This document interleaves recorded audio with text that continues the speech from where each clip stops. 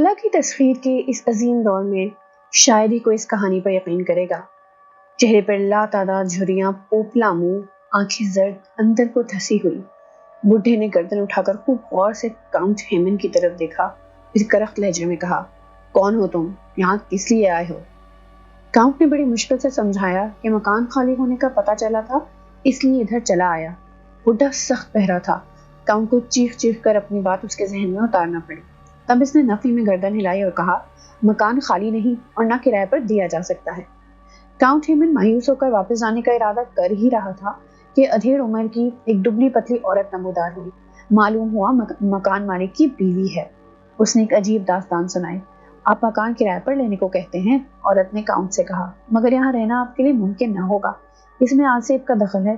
راتوں کو کسی کے چلنے پھرنے اور قہقہے لگانے کی آوازیں آتی ہیں۔ میرا خاوند بہرا ہے، اسے تو کچھ سنائی نہیں دیتا۔ خوف سے کوئی نوکر نہیں ٹھہرتا، سب بھاگ گئے۔ میں نے بارہا اپنے شوہر سے کہا کہ یہ مکان چھوڑ دو، بیچ دو، ہم کہیں اور لے لیں گے، مگر یہ مانتا ہی نہیں۔ مجھے یقین ہے اگر میں اس مکان میں کچھ عرصے اور رہنے پر مجبور کی گئی تو یہاں سے میرا جنازہ ہی نکلے گا۔ کاؤنٹ ہیمن نے یہ باتیں دلچسپی سے سنی، پھر عورت سے پوچھا، آپ سے پہلے یہاں کون رہتا تھا؟ اجی وہی خبیث سن کی بڈھا، میرے شوہر کے چچا تھا رشتے میں، 100 برس کا ہو کر مرا۔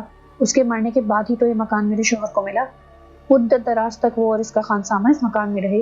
سنا ہے پچھلے حصے کے بہت سے کمرے ہمیشہ بند ہی رہتے تھے۔ یہ دونوں آدمی اگلے حصے کے 2 کمروں میں رہا کرتے تھے۔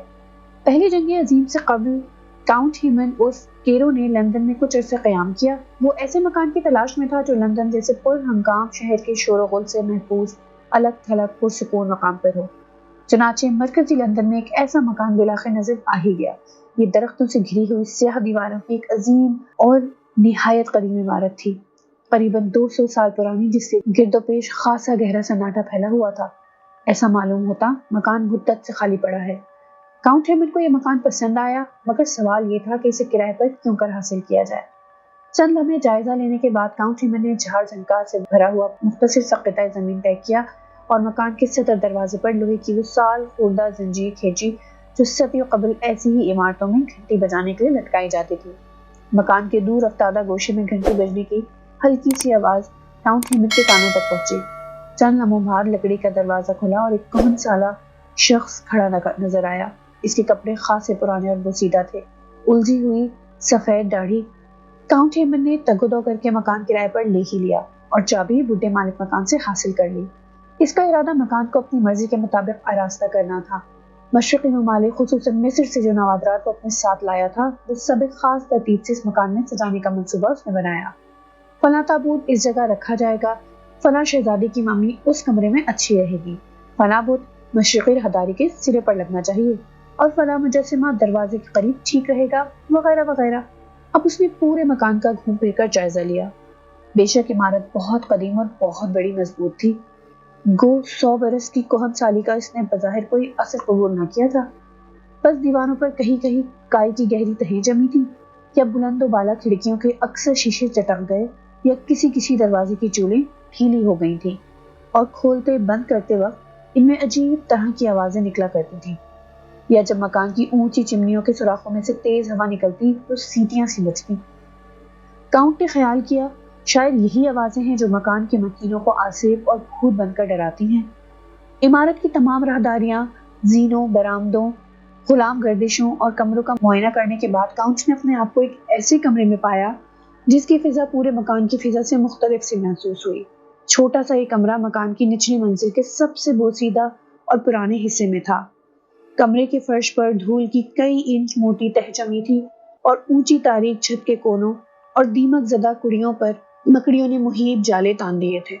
دیواروں کا رنگ بالکل سیاہ اور شمالی جانب ہال کمرے کی طرف کھلنے والی کھڑکیوں کے لمبے بھاری سے پردوں میں جا بجا بڑے بڑے سوراخ دکھائی دیے۔ ایسا معلوم ہوتا ان پردوں کے کیڑے تیز رفتاری سے ہڑپ کر رہے ہیں۔ کمرے میں کوئی فرنیچر نہ تھا، بجھے ہوئے آتش دان میں راکھ کا ڈھیر لگا ہوا تھا اور قریب ہی لوہے کی وہ سلاخ پڑی تھی جس سے کبھی انگارے بھڑکانے یا راکھ کو ریڑنے کا کام لیا جاتا ہوگا۔ کاؤنٹ ہیمن کمرے میں داخل ہوا تو یکلخت نامعلوم دہشت کی لہر اس کے بدن میں ہلکورے لینے لگی۔ آہستہ آہستہ اس کے جسم کا ایک ایک رونگٹا کھڑا ہو گیا۔ اسے احساس ہوا کہ کوئی اس کمرے کی فضا میں موجود ہے، مگر کون؟ وہ گھبرا کر جلدی سے باہر نکل آیا اور باہر نکلتے ہی دروازہ بند کر کے مقفل کر دیا۔ تھوڑی دیر تک کاؤنٹ ہیمن پر خوف کی کیفیت طاری رہی، پھر اسے ایک نفسیاتی اثر سمجھ کر نظر انداز کر دیا۔ پوری عمارت کی سجاوٹ اور مرمت کے لیے ایک مدت درکار تھی۔ کاؤنٹ نے رہنے کے لیے چند کمرے ٹھیک ٹھاک کرانے کا فیصلہ کیا، چنانچہ متعلقہ افراد کو بلا کر یہ کام سونپ دیا۔ چند دن کے اندر اندر 2 کمرے سامان آرائش و زیبائی سے تکمیل پا کر تیار ہو گئے اور کاؤنٹ ہیمن اپنے سیکرٹری کے ساتھ ان کمروں میں منتقل ہو گیا۔ اس نے طے کیا کہ اوپر کے کام کاج کے لیے کوئی نوکر نہ رکھا جائے، کھانے اور ناشتے کا انتظام کسی ہوٹل سے کر لیا جائے گا۔ کاؤنٹ کی سیکرٹری کا نام پرنس تھا۔ وہ یارکشائر کا رہنے والا نہایت مضبوط، نڈر اور توانا آدمی تھا۔ مختلف ملکوں میں اپنے آقا کے ساتھ سیاحت پر جا چکا تھا۔ آدمی ہر طرح قابل اعتماد اور وفادار۔ اس کی موجودگی میں دراصل کسی اور ملازم کی ضرورت بھی نہ تھی۔ وقت پڑتا تو پرنس ناشتہ اور کھانا بھی جانتا تھا۔ کاؤنٹ نے اس قدیم عمارت میں منتقل ہونے کے بعد برقی روشنی کا اہتمام کیا۔ یہاں کے ماحول میں پھیلی ہوئی صدیوں پرانی تاریکی دور ہوئی اور فضا کسی قدر صاف اور بے خطر محسوس ہونے لگی۔ یہ الگ بات کہ برقی روشنی کے باعث بعض اشیاء کے سامنے سائے مزید بھیانک دکھائی دینے لگے۔ پہلے روز کاؤنٹ اور اس کا سیکرٹری پرنس رات 10 بجے کھانے سے فارغ ہو کر مکان میں واپس آئے۔ کاؤنٹ کی ہدایت پر پرنس نے ایک ایک دروازے اور ایک ایک کھڑکی کا معائنہ کیا کہ کھلی تو نہیں رہ گئی۔ اس طرف سے مطمئن ہونے کے بعد برقی روشنی بند کر دی گئی اور شب باشی کے لیے اپنے اپنے کمروں میں دب چلے گئے۔ کاؤنٹ ہیمن سونے سے پہلے کچھ نہ کچھ پڑھنے کا عادی تھا، چنانچہ بستر پر لیٹ کر اس نے برقی لیمپ روشن کیا اور علم فلکیات سے متعلق قدیم محفوظے کا مطالعہ کرنے لگا۔ گرد و پیش میں مکمل خاموشی طاری تھی۔ لندن کی ٹریفک کا شور اس حصے میں بمشکل پہنچ پاتا تھا۔ کاؤنٹ کے تھکے ہوئے اعصاب کے لیے یہ خاموشی بہترین نعمت تھی۔ اس نے عجیب طرح کی ٹھنڈک اپنے دل و دماغ میں محسوس کی۔ اس احساس کے ساتھ ہی اسے نیند آنے لگی۔ اس نے برقی لیمپ بجھا دیا اور چت لیٹ کر آنکھیں بند کر لی۔ ابھی وہ غنودگی کی انتہائی حدوں تک نہ پہنچا تھا اور صریحاً اپنے ہوش و حواس میں تھا کہ مکان کی اندرونی خاموشی کو چیرتی ہوئی ایک انوکھی آواز اس کے کانوں میں آئی اور ہڑبڑا کر اٹھ بیٹھا اور اس آواز پر کان لگا دیے۔ چند لمحوں بعد یہ آواز دوبارہ آئی، جیسے کسی نے کمرے کا دروازہ چپکے سے کھولا اور بند کر دیا ہو۔ یہ آواز نچلی منزل میں مکان کے دور افتادہ اور سب سے قدیم حصے کی جانب سے آئی تھی۔ کاؤنٹ کے دل کی دھڑکن تیز ہو گئی۔ وہ اسی طرح بے حس و حرکت اپنے بستر پر بیٹھا رہا۔ دفتن اس نے نچلی منزل کے فرش پر کسی کو چلتے ہوئے سنا۔ اس کے نپے تلے قدموں کی آواز برابر کاؤنٹ کے کانوں میں آ رہی تھی۔ پھر یہ آواز اور قریب آئی۔ اس کے بعد اس نامعلوم ہستی نے سیڑھیوں پر قدم رکھا۔ آواز اور نمایاں ہو گئی۔ کوئی آہستہ آہستہ قدم دھرتا ہوا اوپر آ رہا تھا، دوسری منزل پہ، اس طرف جدھر کاؤنٹ ہیمن اور اس کے سیکرٹری پرنس کی خوابگاہیں تھیں۔ دہشت سے کاؤنٹ کی پیشانی پر پسینے کے قطرے پھوٹنے لگے اور ہاتھوں کی کپکپاہٹ ناقابل برداشت ہو گئی۔ اس نے پرنس کو آواز دینے کے لیے اپنے ہونٹوں کو جنبش دی، مگر حلق سے آواز ہی نہ نکلی۔ بڑی مشکل سے خود پر قابو پایا اور برقی لیمپ روشن کرنے کے لیے سوئچ کی طرف ہاتھ بڑھایا، مگر یہ سوچ کر رک گیا کہ آنے والے کی توجہ روشنی کی طرف مبذول ہو جائے گی، وہ روشنی جو دروازے کی نچلی درز میں نظر آ سکتی ہے۔ قدموں کی پراسرار آواز ٹھیک اس کے کمرے کے دروازے پر یک لخت پہنچ کر تھم گئی۔ کاؤنٹ نے خیال کیا، مدروحے یہاں سے اس طرح نہیں آیا کرتے، یہ ضرور کوئی آدمی ہے، اسی دنیا کی مخلوق۔ یہ خیال آتے ہی وہ بستر سے اٹھا اور آتش دان کے قریب رکھی ہوئی لوہے کی وزنی سلاخ ہاتھ میں پکڑ لی۔ مگر یہ کیا؟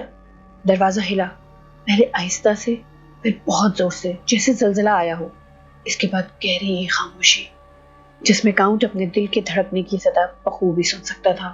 پھر یک لخت دستک کی آواز، جیسے کوئی آہستہ آہستہ دروازے کو تھپتھپا رہا ہو۔ کاؤنٹ کے ہاتھوں میں جمی ہوئی لوہے کی وزنی سلاخ راشی کے باعث چھوٹ کر قالین پر گر گئی۔ اب بڈھے مالک مکان کی بیوی سے سنی ہوئی باتیں اسے یاد آئیں۔ کیا واقعی یہ کوئی آصف ہے؟ اس نے جلدی سے برقی لیمپ کا بٹن دبا دیا۔ کمرے میں تیز روشنی پھیل گئی۔ روشنی نے اس کے قلب کو کسی قدر تقویت دی۔ اس نے قالین پر گری ہوئی لوہے کی سلاخ دوبارہ اٹھائی اور ایک عزم کے ساتھ دروازے کی طرف بڑھا۔ اس کی زندگی میں بے شمار ایسے واقعات آئے تھے، بلکہ اس سے بھی زیادہ حیرت انگیز، پراسرار اور ہیبت ناک، اور وہ ان سب سے اچھی طرح نمٹ چکا تھا، چنانچہ کوئی وجہ نہ تھی کہ وہ خوف کھاتا۔ دستک کی آواز ایک بار پھر بلند ہوئی۔ دوسرے ہی لمحے کاؤنٹ نے آگے بڑھ کر بائیں ہاتھ سے دروازے کی زنجیر ہٹا دی اور ایک جھٹکے سے دونوں کواڑ کھول دیے۔ برآمدہ ویران اور سنسان پڑا تھا، وہاں کوئی نہ تھا۔ کاؤنٹ نے دائیں بائیں خوب غور سے دیکھا، کسی زیرو کے آثار نہ تھے، ہر طرف گہری خاموشی اور جان لیوا سناٹا مسلط تھا۔ دہشت کی ایک نئی لہر اس کے بدن میں دوڑ گئی۔ وہ پتھر کے بت کی مانند خاموش کھڑا دروازے کو تک رہا تھا۔ یکا یک اس کے سر کے عین اوپر دروازے کی چوکھٹ کے پاس ویسی ہی آواز پھر بلند ہوئی جیسے کوئی چوکھٹ کو کھٹکھٹا رہا ہو۔ یہ آواز اس کے اتنی قریب تھی کہ کاؤنٹ کے حلق سے خوف کے مارے ہلکی سی چیخ نکل گئی۔ اس نے جھپٹ کر دروازہ دھماکے سے بند کیا، ایسا دھماکہ جس کی آواز سے پوری عمارت گونج اٹھی۔ دروازہ بند کر کے اس نے زنجیر چڑھا دی اور اپنے بستر پہ آ کر بیٹھ گیا۔ اس کا بدن پوری طرح کانپ رہا تھا۔ وہ ساری رات اسی طرح بستر پر بیٹھا بند دروازے کو تکتا رہا، مگر پھر کوئی آواز نہ آئی۔ برقی لیمپ تمام رات جلتا رہا، اور جب مشرقی افق کی روشنی کھڑکیوں کے روشن دانوں سے کھلنے لگی تو کاؤنٹ نے اپنی جیبی گھڑی پر وقت دیکھا۔ سویرا نکلنے ہی والا تھا، پوری رات آنکھوں میں کٹ گئی تھی۔ اس نے لیمپ بجھایا اور بستر پر آرام سے لیٹ گیا۔ اس نے سوچا کہ اگر واقعی اس عمارت میں کوئی بدرو ہے تو زندگی مزے سے گزرے گی۔ وہ چونکہ ماہر نفسیات تھا، اس نے سوچا یہ بھی تو ممکن ہے یہ سب میرے تصورات اور خیالات کی شوندہ گری ہو۔ ایسا ہونا بالکل ممکن ہے۔ ہم جن چیزوں کے بارے میں سنتے ہیں خواہ وہ فرضی ہوں، مگر ہم انہیں دیکھ بھی سکتے ہیں۔ شعور اور لاشعور کی دنیایں بے انتہا وسیع ہیں۔ جب ناشتے کے لیے وہ اس کا سیکرٹری شہر کے اندرونی حصے میں واقع ایک ریستوران میں گئے اور میز پر بیٹھے تو پرنس نے چھوٹتے ہی کہا، جناب والا، رات آپ نے وہ آوازیں سنی تھی جیسے کوئی شخص مکان میں گھوم پھر رہا ہو یا دروازے پر دستک دے رہا ہو؟ یہ میرا وہم ہرگز نہیں ہو سکتا اور نہ یہ کوئی خواب تھا۔ میں نے عین بیداری کے عالم میں یہ آوازیں سنی تھی۔ کہیے آپ کیا فرماتے ہیں؟ تو یہ وہم ہرگز نہیں تھا اور نہ انسانی شعور یا لاشعور کی شوخدہ گری۔ کاؤنٹ ہیمن نے سوچا، پرنس نے بھی وہی آوازیں سنی ہیں جو میرے کانوں تک پہنچے۔ بے شک میں نے بھی ایسی آوازیں سنی تھیں، کاؤنٹ نے اقرار کیا۔ یہ سن کر پرنس کا رنگ فق ہو گیا۔ اس نے نوالا واپس پلیٹ میں رکھتے ہوئے کہا، جناب والا، میں ان بھوتوں سے عاجز آ چکا ہوں۔ خدا کے لیے مجھے اجازت دیجیے میں رات کہیں اور جا کر سو جایا کروں۔ اس طرح زندگی حرام کرنے کا فائدہ؟ کاؤنٹ کے لبوں پر ہلکی سی مسکراہٹ نمودار ہوئی۔ اس نے کہا، پرنس تم بزدل ہوتے جا رہے ہو۔ بھلا بدروئیں ہمارا کیا بگاڑ سکتی ہیں؟ ہم اس سے زیادہ خطرناک حالات سے دوچار رہ چکے ہیں۔ مصر کی مہمیں یاد کرو۔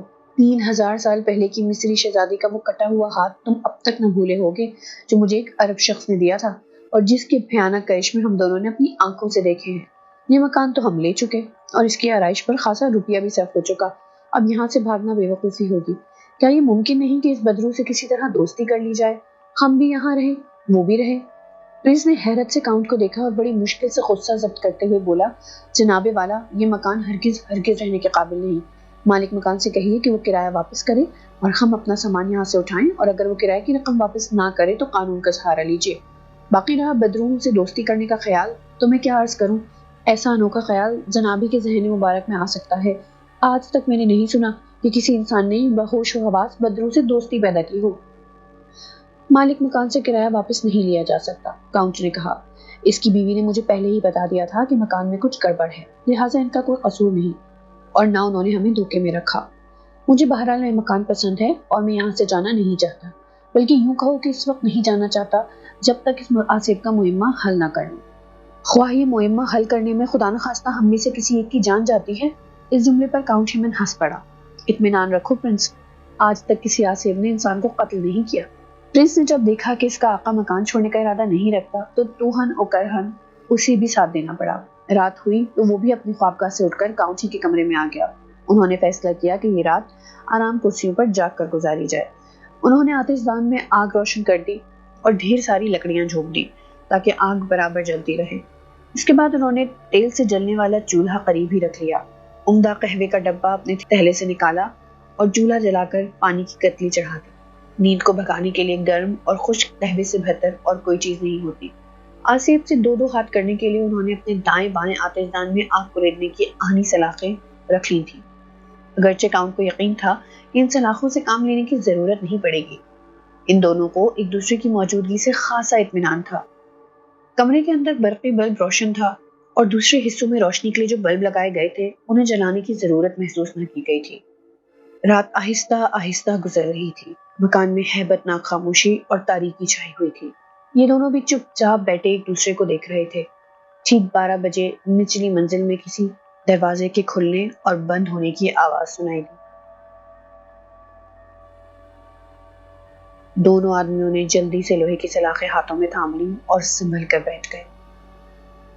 پھر انہوں نے سنا کہ کوئی آہستہ آہستہ سیڑھیوں پر قدم رکھتا ہوا اوپر آیا۔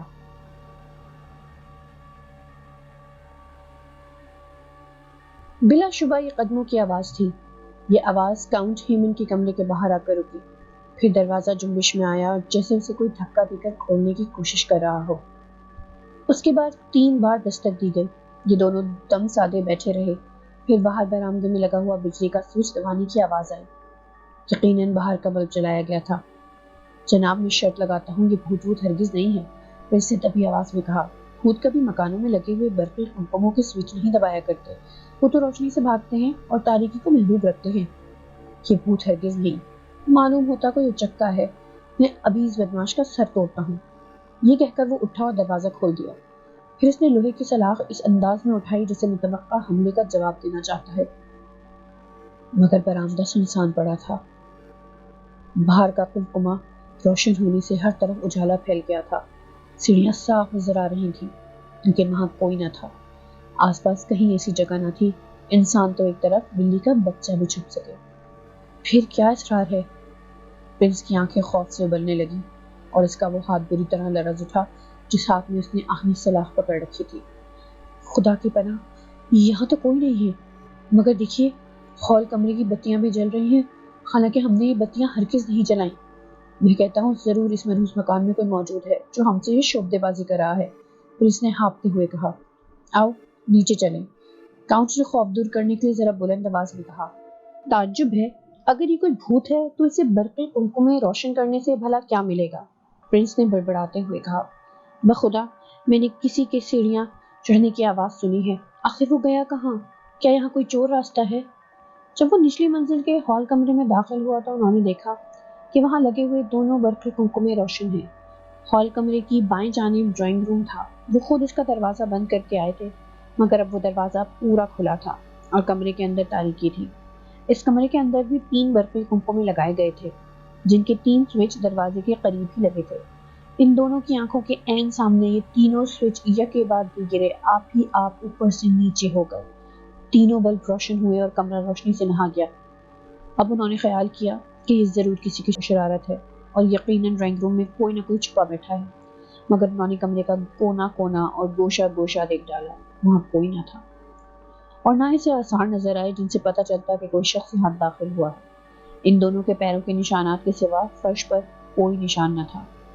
کہیں ایسا تو نہیں کہ جس کاریگر نے بجلی کے یہ قمقمے اور تار فٹ کیے ہیں اسی نے کوئی چلاکی کی ہو؟ پرنس نے کہا۔ ابھی کاؤنٹ جواب میں کچھ کہنے بھی نہ پایا تھا کہ کمرے کی فضا میں انسانی قہقہے کی آواز گونجی۔ یہ آواز ان کے بالکل قریب سے آئی تھی۔ انہوں نے دہشت زدہ ہو کر ادھر ادھر دیکھا مگر ان کے علاوہ وہاں کوئی تیسرا نہ تھا۔ ایک بار پھر ان کے بہت قریب سے ہنسنے کی آواز آئی۔ اب ان کے آسان خطا ہوئے۔ وہ چیختے ہوئے وہاں سے بھاگے اور پاگلوں کی طرح سیڑھیاں چڑھتے ہوئے اپنے کمرے میں آ کر پناہ لی۔ جب انہوں نے دروازہ بند کر کے لوہے کی زنجیر چڑھائی تو دونوں پوری طرح ہانپ رہے تھے اور فرتے خوف سے ان کی گیگی بند گئی تھی۔ رات کا بقیہ حصہ انہوں نے آتش دان کے پاس چپ چاپ بیٹھ کر کاٹ دیا۔ صبح ہوئی تو وہ کمرے سے نکلے۔ ہال اور ڈرائنگ روم میں برقی بتیاں ابھی تک روشن تھیں۔ انہوں نے ڈرتے ڈرتے بتیاں بجھائیں اور سوچنے لگے کہ ان پراسرار صورتحال سے کیسے نپٹا جائے۔ پہلے تو پرنس کی بھی یہی رائے تھی کہ مکان چھوڑ کر چلے جانا چاہیے، مگر کاؤنٹ ہیمن از حد سنجیدہ دکھائی دے رہا تھا تو اس نے اعلان کیا کہ خواہ کچھ ہو اس رات سے پردہ اٹھنا ہی چاہیے۔ دوپہر کو جب کھانا کھانے لگے تو اعلیٰ نسل کے کتے فروخت کرنے والے ایک دکان سے ٹیریئر نسل کا ایک کتا بھی خرید کر ساتھ لے آئے۔ کاؤنٹ ہیمن کا کہنا تھا کہ اگر اس مکان میں آفید یا بدرو ہے تو کتے کو فوراً پتہ چل جائے گا۔ کتے یا بلیاں اس کے احساسات رکھتے ہیں اور غیر مرئی مخلوق کی موجودگی کا انہیں علم ہو جاتا ہے۔ شام ہوتے ہی انہوں نے کتے کی زنجیر پکڑی اور اسے مکان کے مختلف حصوں میں گھمانے پھرانے لگے۔ وہ اسے ہر کمرے، ہر برآمدے اور ہر راہداری میں لے کر گئے۔ کتے نے کسی قسم کی تیزی، تندی، خوف یا دہشت کا مظاہرہ نہ کیا۔ آخر کار وہ نچلی منزل کے ایک چھوٹے سے کمرے کے قریب رکے، دروازہ بند اور اس پر لوہے کا بھاری قفل پڑا تھا۔ کاؤنٹ ہیمن نے جب جیب سے چابیوں کا گچھا نکالا اور باری باری ہر کنجی اس پر آزمانے لگا۔ آخر تالا کھل گیا اور کاؤنٹ نے اندر قدم رکھا۔ اندر سخت اندھیرا تھا، کچھ دکھائی نہ دیتا تھا۔ پرنس نے ماچس کی تیلی جلائی اور خود بھی کمرے میں داخل ہو گیا۔ اس نے کتے کی زنجیر کھینچی تاکہ وہ بھی کمرے میں آ جائے، لیکن کتا منہ سے عجیب و غریب آوازیں نکالتا ہوا زمین پر لیٹ گیا۔ پرنس کی حد درجے کوشش کے باوجود کمرے میں داخل نہ ہوا۔ دیکھتے ہی دیکھتے اس کی حالت میں اتنا عظیم تغیر رونما ہوا کہ وہ حیران رہ گئے۔ اس کے جسم کا رواں رواں کانپ رہا تھا، وہ خوف سے زمین پر لوٹا جاتا تھا، اس کے حلق سے کھٹی کھٹی آوازیں نکل رہی تھی۔ خود کاؤنٹ ہیمن کے بدن کے رونگٹے بھی کھڑے ہو رہے تھے اور دل کی دھڑکن یک لخت تیز ہوتی جا رہی تھی۔ اس نے پرنس کو باہر نکلنے کا اشارہ کیا، خود بھی جلدی سے باہر آیا اور دروازہ بند کر کے قفل لگاتا ہوا وہ پھر اپنے مخصوص کمرے میں آ گئے۔ کتا ان کے پیچھے پیچھے اب بھی دم دبائے خوف سے کانپتا اور گھگیاتا ہوا آ رہا تھا۔ بولو، اب کیا کہتے ہو؟ کاؤنٹ نے سیکرٹری سے پوچھا۔ تم نے کتے کی حالت دیکھی؟ پرنس نے کوئی جواب نہ دیا۔ اس کے چہرے پر خوف، حیرت اور تشویش کے ملے جلے تاثرات پھیلے ہوئے تھے۔ اس نے قہوے کے 2 پیالے بنائے، ایک اپنے آقا کی طرف بڑھایا اور دوسرا اپنے سامنے رکھا۔ کتا اس کے قدموں میں گردن اڑاڑے خاموش بیٹھا تھا۔ اس کمرے میں ضرور کچھ ہے۔ بالآخر پرنس نے زبان کھولی۔ کل دن کے وقت ایک بار پھر ہم اس کتے کو اس کمرے میں لے جانے کی کوشش کریں گے۔ وہ رات بھی انہوں نے حسب معمول آرام کرسیوں پر بیٹھے بیٹھے کاٹ دی۔ ان کا خیال تھا کہ آدھی رات کے بعد حسب معمول بدلوں کی آمد ہوگی، مگر ایسا نہ ہوا۔ بھوت غالباً انہیں مکان میں اپنی موجودگی کا احساس دلانا چاہتا تھا، اور اب اس نے سوچا ہوگا بار بار کیوں انہیں پریشان کیا جائے۔ دن نکلا تو پرنس اور کاؤنٹ ہیمن نے ایک بار پھر کتے کو اس کمرے میں لے جانے کی کوشش کی۔ پہلے تو وہ اسے لیے مکان کے مختلف گوشوں میں گھومتے رہے اور کتا خوف کی کسی علامت کا اظہار کیے بغیر مزے سے ان کے ساتھ چلتا رہا، لیکن جو ہی وہ نچلی منزل کے اس چھوٹے کمرے کے قریب پہنچے، کتے کے بدن پر لرزہ طاری ہو گیا۔ اس نے دم ٹانگوں میں دبا لی اور چیاؤں چیاؤں کرتا ہوا بڑی عاجزی سے زمین پر لیٹ گیا۔ ایسا معلوم ہوتا تھا جیسے کوئی بلائے عظیم اس نے دیکھ لی ہو۔ جو ہی پرنس نے پٹا اس کی زنجیر سے نکالا، کتا بندوق سے نکلی ہوئی گولی کی مانند وہاں سے بھاگا اور مکان سے باہر نکل گیا۔ دوپہر کو کھانے سے فارغ ہو کر جب مالک اور نوکر مکان میں واپس آئے تو اس مرتبہ ان کے ساتھ ایک چتکبری بلی تھی۔ پرنس نے اسے گود میں اٹھا رکھا تھا۔ مکان کے مختلف حصوں میں گھوم پھر کر جب وہ اس مخصوص کمرے کے نزدیک پہنچے تو بلی کے جسم کے بال یکجا کھڑے ہو گئے اور وہ پھول کر عام جسامت سے دگنی موٹی دکھائی دینے لگی۔ اس کی مونچھوں کے بال بھی کھڑے ہو گئے، لمبی دم آہستہ آہستہ حرکت کرنے لگی۔ کاؤنٹ ہیمن نے دروازے کا قفل کھولا اور پرنس نے بلی کو کمرے کے اندر پھینک دیا۔ ایک ہولناک چیخ مار کر بلی کمرے سے باہر نکلی اور چشم زدن میں نظروں سے غائب ہو گئی۔ ان تجربات سے واضح ہو گیا کہ کچھ نہ کچھ ہے ضرور۔ اگر کوئی انسانی شعبدے بازی ہوتی تو کتے اور بلیوں کا یوں خوفزدہ ہو کر بھائی فرار اختیار کرنا ممکن نہ تھا۔ پرنس اب بہت خوفزدہ تھا اور بار بار کاؤنٹ سے یہی کہتا کہ اب تو آپ نے خود دیکھ لیا کہ مکان واقعی آصف زدہ ہے، لہٰذا یہاں رہنے کا ارادہ ترک کیجیے۔ لندن میں خالی مکانوں کی کمی نہیں، کیا ضروری ہے کہ ہم ایک آصف زدہ مکان کے ہاتھوں نقصان اٹھا کر یہاں سے نکلیں؟ پرنس کے دلائل ایسے نہ تھے کہ انہیں رد کیا جا سکتا، لیکن کاؤنٹ ہیمن کی مہم جو طبیعت سے بہت بعید تھا کہ ایک بدروح سے کھلے بندوں شکست کھا لی جائے۔ اسی روز سپہر کے بعد کاؤنٹ کا ایک پرانا دوست ہنری ہیمن سے ملاقات کے لیے آیا۔ یہ تھیٹر کا مشہور و معروف ڈرامہ نویس تھا۔ اس نے چھوٹتے ہی کہا، یہ مکان تو برسوں سے آصف زدہ ہے اور یہاں کسی انسان کا بہوش و حواس رہنا مشکل ہے۔ بہت دنوں کی بات ہے، میرے ایک خپتی دوست نے چند روز کے لیے مکان لیا تھا، مگر 3 دن بعد ہی پاگل ہو کر بھاگ گیا۔ راتوں کو کوئی نامعلوم ہستی دروازے پر دستک دیتی، سیڑھیاں چڑھنے اور اترنے کی آوازیں سنائی دیتی، کبھی کبھی ہنسنے، گانے اور رونے کی آوازیں بھی آیا کرتی۔ کیا تم نے بھی کبھی یہ آوازیں سنی تھی؟ کاؤنٹ نے پوچھا۔ کیوں نہیں، مجھے خود ایک رات اس مکان میں کاٹنے کا اتفاق ہوا۔ شاید یہی کمرہ تھا جس میں اس وقت ہم لوگ بیٹھے ہوئے ہیں۔ آدھی رات کے بعد کسی نے دروازے پر دستک دی، میں سمجھا شاید میرا وہی دوست ہے جس نے مکان لیا تھا اور جو میرا میزبان تھا۔ میں نے اٹھ کر دروازہ کھولا تو وہاں کوئی نہیں تھا۔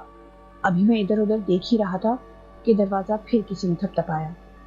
اب تو میرے ہوش اڑ گئے، دروازہ تھپتھپانے والا نظر نہ آتا تھا، البتہ آواز رہ کر بدستور آ رہی تھی اور کیواڑ بھی ہل رہا تھا۔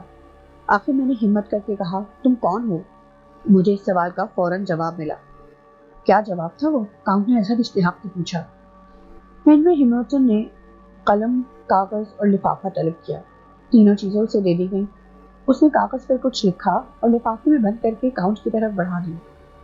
وہ جواب میں نے اس پرچے پر لکھ دیا ہے، تم خود بھی اس روح سے اس کے بارے میں معلوم کرنے کی کوشش کرو اور جو کچھ جواب خود دے اس کا مقابلہ میری تحریر سے کر دو۔ میرے خیال میں ان دونوں جوابوں میں کوئی خاص فرق نہ ہوگا۔ کاؤنٹ نیمن نے یہ طریقہ پسند کیا اور وعدہ کیا کہ ایسا ہی کیا جائے گا۔ اس کے بعد کئی ہفتے امن اور سکون سے گزر گئے۔ راتوں کو روح کا چلنا پھرنا اور دروازے پر دستک دینا موقوف رہا۔ شاید اسے سمجھ لیا تھا کہ یہ لوگ اس مکان سے جانے والے نہیں۔ ایک رات کاؤنٹ نے چند دوستوں کو رات کے کھانے پر بلایا۔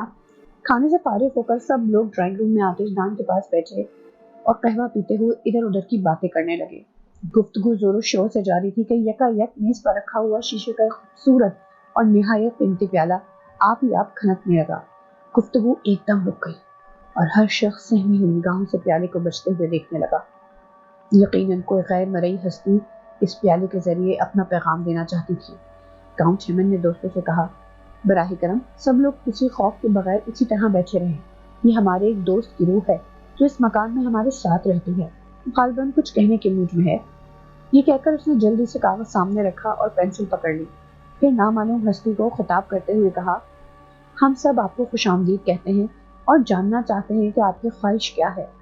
اس کا طریقہ یہ مناسب رہے گا کہ آپ انگریزی زبان کے تمام حروف و تہجی بار بار بولتے جائیں اور جن حروف کے ذریعے اپنا پیغام دینا پسند کریں ان حروفوں کا نام آتے ہی پیالے کو بجا دیں۔ جملہ ختم ہوا۔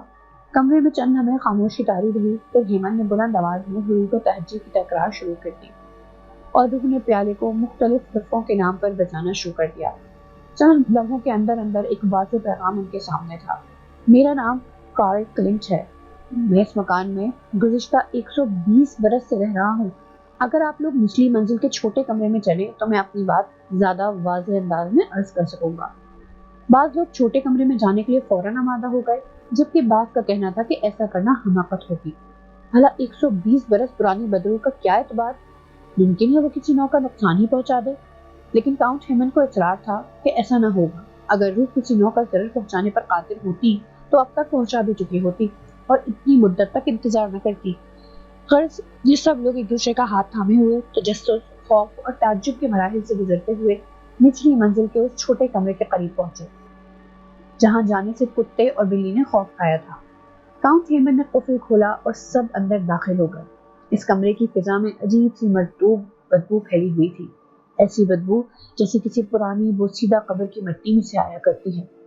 انہوں نے کمرے کے اندر ایک چھوٹی میز بچھائی اور دائرے کی صورت میں کرسیوں پر بیٹھ گئے۔ پرنس نے چند مومی شمع جلانے کے لیے ساتھ لے لی تھی۔ یہ شمع فوراً روشن کر دی گئی۔ اس کے بعد سب لوگ چپ چاپ روح کی آمد کا انتظار کرنے لگے۔ دفعتاً میز پر سے ایسی آواز اٹھی جیسے کسی نے آہستہ سے گھونسا مارا ہو۔ پھر یکے بعد دیگرے کئی آوازیں آئیں اور ہر آواز پہلی آواز سے زیادہ تیز تھی۔ لکڑی کی میز بری طرح کانپنے اور تھرتھرانے لگی۔ اس کے فوراً بعد روح نے جو پیغام دیا وہ یہ تھا، میرا نام کارل کلنٹ ہے، میں اس مکان کا مالک ہوں۔ میں نے اپنے ایک دوست آرتھر لڈل کو اسی کمرے میں قتل کیا اور اس کی لاش یہیں فرش کھود کر دبا دی۔ کاؤنٹ نے لرزتی آواز میں کہا، ہم لوگ آپ کے لیے کیا کر سکتے ہیں کارل کلنٹ؟ جواب ملا، کچھ نہیں۔ ہم تمہاری بخشش اور نجات کے لیے خدا سے دعا تو کر سکتے ہیں۔ مجھے تمہاری دعاؤں کی ضرورت نہیں، جواب ملا۔ ہاں، تم صرف یہ کر سکتے ہو کہ یہ مکان خالی کر کے چلے جاؤ اور مجھے یہاں رہنے دو۔ تم خود بھی یہاں سے کیوں نہیں چلے جاتے کارل کلنٹ؟ کاؤنٹ ہیمن نے کہا۔ یہ جملہ بمشکل اس کی زبان سے ادا ہوا تھا کہ کمرے میں جیسے بھونچال آ گیا۔ میز الٹ گئی، دیواریں لرزنے لگیں۔ چوبی چھت سے چر چر کی ایسی آواز آئی جیسے ابھی چھت آن پڑے گی اور فوراً ہی جلتی ہوئی شمع گل ہو گئی۔ ان لوگوں پر اتنی دہشت طاری ہوئی کہ سب بے تحاشا گرتے پڑتے وہاں سے بھاگے اور ڈرائنگ روم میں آ کر دم لیا۔ دوستوں کو رخصت کر دینے کے بعد کاؤنٹ ہیمن نے ہنری ہیملٹن کا دیا ہوا لفافہ چاک کر کے کاغذ نکالا اور اسے پڑھا۔ اس پر جو الفاظ درج تھے ان میں اور روح کے موجودہ پیغام میں ایک حرف کا بھی فرق نہ تھا۔ کاؤنٹ ہیمن نے طے کیا کہ وہ اس عمارت اور اس کے مکینوں کی قدیم تاریخ کا سراغ لگا کر رہے گا تاکہ اس مہمے کی تہ تک پہنچا جا سکے۔ چنانچہ اگلے ہی روز اس نے اپنی تحقیق اور تفتیش کا آغاز کیا۔ مکانوں کی تعمیر کا ریکارڈ محفوظ رکھنے والے دفتر کا رخ کیا، متعلقہ مکان کی کاغذات نکلوائے۔ معلوم ہوا کسی زمانے میں یہ مکان ایک چھوٹا سا فارم ہاؤس تھا اور فارم ہاؤس میں وہ چھوٹا سا کمرہ بھی شامل تھا جس میں روح نے انہیں بلا کر پیغام دیا تھا۔ مزید تفتیش سے یہ بات بھی ریکارڈ کے ذریعے سامنے آ گئی کہ اس فارم ہاؤس کا مالک کارل کلنٹ نام کا ایک جرمن شخص تھا جس کا قیام 1740 اور 1800 کے درمیانی عرصے میں اس مکان میں رہا۔ کارل کلنٹ کا ایک انگریز دوست آرتھر لڈل تھا، اکثر اس مکان میں آ کر رہا کرتا تھا۔ ان دونوں میں خاصی گہری دوستی اور بے تکلفی تھی۔ پھر اچانک ایک روز آرتھر غائب ہو گیا۔ پولیس دوسرے لوگوں کی سرتوڑ کوششوں کے باوجود آرتھر کا سراغ نہ ملا۔ کارل کلنٹ سے بھی پوچھ گچھ کی گئی مگر اس نے لا علمی کا اظہار کیا۔ اسے تو خود اپنے دوست کے گم ہو جانے کا شدید صدمہ تھا۔ آرتھر کی گمشدگی کے چند سال بعد کارل کلنٹ اس مکان سے رخصت ہو گیا اور اس نے ایک دوسرے مکان میں سکونت اختیار کر لی۔ اس کے جانے کے بعد یہ مکان مختلف ہاتھوں میں آیا، بار بار بکا اور خریدا گیا۔ ہر آنے والے نے اس میں کچھ نہ کچھ اضافہ ہی کیا، حتیٰ کہ 19ویں صدی کے اختتام تک اس مکان کے نواح میں جو کھیت واقع تھے وہ سب غائب ہو گئے اور ان کی جگہ مکان بنتے چلے گئے۔ کاؤنٹ ہیمن کو اب سب کچھ معلوم ہو چکا تھا، لیکن اس رات کے بعد سے کارل کلنٹ کی روح نے انہیں پریشان نہیں کیا تھا۔ کاؤنٹ کا خیال تھا شاید اس کی روح نے مایوس ہو کر مکان کا وہ کمرہ خالی کر دیا ہے، تاہم کاؤنٹ نے وہ کمرہ مقفل ہی رہنے دیا۔ لیکن ایک رات کاؤنٹ ہیمن آرام سے اپنے بستر میں لیٹا گہری نیند کے مزے لے رہا تھا کہ دروازے پر زور سے دستک دی گئی۔ کاؤنٹ ہیمن کی آنکھ کھل گئی اور اس نے دستک کی آواز پھر سنی، کئی مرتبہ سنی، اور جب اٹھ کر دروازہ کھولا تو وہاں کوئی نہ تھا۔ اس کا مطلب یہ تھا کہ روح ابھی تک مکان میں موجود ہے۔ اگلے روز اس نے ایک نابینا ماہر روحانیت کو اپنے مکان میں بلایا جس کا نام سیسل تھا۔ یہ شخص نہ صرف روحوں کو طلب کرنے کا ماہر بلکہ خاص عمل کے ذریعے جس روح کو چاہتا مجسم ہو کر حاضر ہونے کا حکم دے سکتا تھا۔ نابینا عامل نے پراسرار روح کی طلبی کا عمل ڈرائنگ روم میں کرنے کا فیصلہ کیا۔ کاؤنٹ نے اپنے خاص دوستوں کو بھی اس عمل میں شرکت کے لیے بلوایا۔ سب لوگ ایک گول میز کے گرد دائرے کی صورت میں بیٹھ گئے۔ درمیان میں شیشے کا ایک لیمپ روشن کر کے رکھا تھا۔ لیمپ پر سرخ کاغذ کا شیر لگا دیا گیا تھا۔ اس لیمپ کی روشنی کے سوا مکان کی دوسری تمام برقی اور غیر برقی روشنیاں گل تھیں۔ اب نابینا عامل نے زیر لب کوئی عمل پڑھنا شروع کیا۔ اس دوران میں کسی کو بولنے یا حرکت کرنے کی اجازت نہ تھی۔ عمل شروع کیے 15-20 منٹ گزرے ہوں گے کہ نچلی منزل کے ایک کمرے کا دروازہ کھلنے کی آواز آئی۔ پھر قدموں کی چاپ جو نزدیک آتی گئی، اس کے بعد جیسے کوئی سیڑھیاں چڑھتا ہے۔ یہ آواز ڈرائنگ روم کے دروازے پہنچ کر ایک ثانیے کے لیے رکی، پھر دروازہ آپ ہی آپ کھل گیا اور سرد ہوا کا ایک جھونکا سا اندر آیا۔ میز کے گرد بیٹھے ہوئے افراد کے بدن میں سوئیاں سی چبھنے لگی۔ کمرے میں پھیلی ہوئی مدھم روشنی میں لوگوں نے دیکھا کہ دروازے کے قریب دھوئیں کا ستون سا بن رہا تھا۔ دیکھتے ہی دیکھتے یہ دھواں اور گہرا ہوتا چلا گیا، پھر یہ دھواں سمٹ کر ایک انسانی حیولے کے خد و خال بننے لگا۔ پہلے سر دکھائی دیا، پھر کندھے، اس کے بعد ہاتھ۔ آہستہ آہستہ ایک انسانی شکل نمایاں ہوتی چلی گئی۔ زرد رنگ کا ایک مردانہ چہرہ جس کی آنکھیں بے نور اور حلقوں میں دھسی ہوئی تھی، چھوڑی پر گھنی داڑھی، سر کے بال سرخ، ناک بڑی اور کسی قدر خوندار، ہونٹ پتلے اور پھچے ہوئے۔ یہ ایک ایسے شخص کا چہرہ تھا جس کی عمر 45 اور 50 کے درمیان تھی۔ تم کون ہو؟ نابینا عامل کی آواز کمرے کے سناٹے میں گونجی۔ روح نے جو اب انسانی شکل میں ظاہر ہو گئی تھی جواب دینے کے لیے اپنے ہونٹوں کو جنبش دی مگر کوئی آواز سنائی نہ دی۔ نابینا نے ایک بار پھر اپنا سوال اور بلند آواز میں دہرایا۔ روح کے چہرے پہ کرب اور اذیت کے آثار نمودار ہوئے، جسے جواب دیتے ہوئے اسے سخت تکلیف پہنچ رہی تھی۔ اس مرتبہ فضا میں تیرتی ہوئی سرگوشی کی مانند ایک باریک سی آواز سب کے کانوں میں پہنچی۔ میرا نام کارل کلنٹ ہے، اور اس کے ساتھ آواز یکلخت بلند ہو گئی۔ تم کون لوگ ہو؟ میرے مکان میں کس واسطے جمع ہوئے ہو؟ یہ سب میرے دوست ہیں اور میں اس مکان کا کرایہ دار ہوں، کاؤنٹ نے جواب دیا۔ ہم سب تمہاری مدد کرنا چاہتے ہیں، کیا تم اپنے بارے میں ہمیں کچھ بتاؤ گے؟ کارل کلنٹ کی روح نے گھور کر کاؤنٹ ہیمن کو دیکھا اور پھر آواز آئی، میں تمہیں اپنا نام بتا چکا ہوں۔ جہاں تک مجھے یاد پڑتا ہے میں اس مکان میں گزشتہ 120 برس سے رہ رہا ہوں اور کبھی کسی نے مجھے پریشان نہیں کیا۔ میں نہیں جانتا کتنی طویل مدت تک یہاں رہوں گا۔ وقت تم لوگوں کے لیے کوئی اہمیت رکھتا ہوگا، میرے لیے ہرگز نہیں۔ وقت ہرگز نہیں بدلتا اور نہ ختم ہوتا ہے، البتہ انسان بدل جاتے ہیں اور انسان فانی ہے۔ تم لوگ یہ بتاؤ میرے مکان میں کس لیے آئے ہو؟ دراصل مجھے ایک ایسے ہی مکان کی ضرورت تھی، کاؤنٹ نے جواب دیا۔ اب میری کوشش ہے کہ کسی نہ کسی صورت میں تمہارے لیے کچھ کر سکوں۔ کوئی شخص میرے لیے کچھ نہیں کر سکتا، روح نے جواب دیا۔ شاید تمہاری روح کو چین نہیں مل سکا، اگر ایسا ہوتا تو یوں نہ بھٹکتے، نہ پھرتے، اور ہم لوگوں کے آرام و سکون میں خلل انداز نہ ہوتے۔ خواب کچھ ہو، میں یہاں سے ہرگز نہیں جا سکتا۔ جس رات مرا ہوں اس رات سے لے کر اب تک اسی مکان میں ہوں۔ اچھا یہ بتاؤ، تم نے اپنے دوست آرتھر لڈل کو کیوں قتل کیا؟ جن دنوں میں زندہ تھا اور اس مکان میں رہتا تھا تو یہی مجھے ایک عورت سے محبت ہو گئی۔ اس کا نام کارل لوٹی تھا۔ میں اسے اپنی جان سے زیادہ چاہتا تھا۔ ابھی ہماری شادی نہ ہو پائی تھی کہ میرا دوست آرتھر لڈل ہمارے درمیان آ پڑا۔